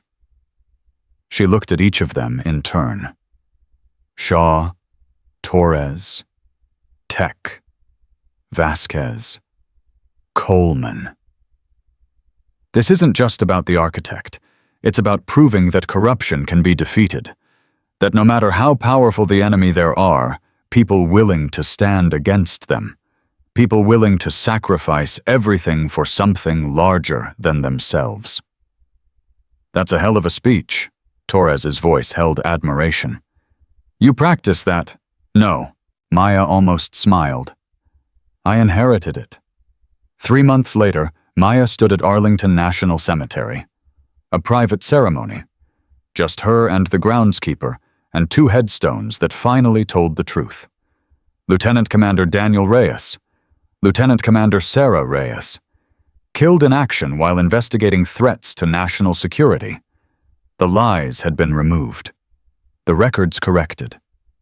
Her parents' names restored to honor after 22 years of manufactured shame. Maya placed flowers at the base of each stone. White roses, her mother's favorite. I found them. Her voice was quiet. Raw. The people who killed you. I found them all. Cross is spending the rest of his life in a black site. Hayes is dead. The 6 heads are awaiting trial. Senator Hayes will probably die in prison. She knelt between the graves.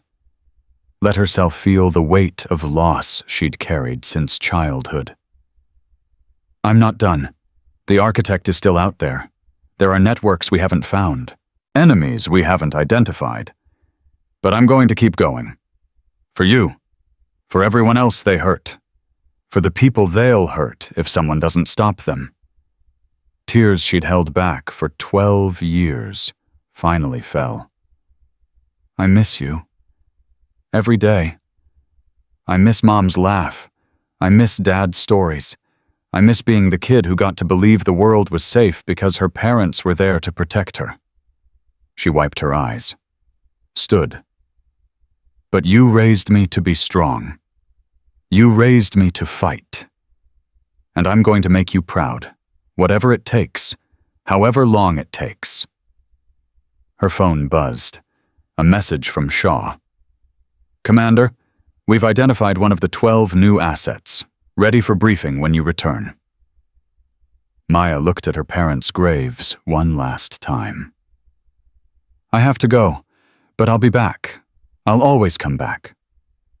She walked away from the cemetery, toward the waiting car, toward the next mission, toward a future she couldn't predict, but refused to fear.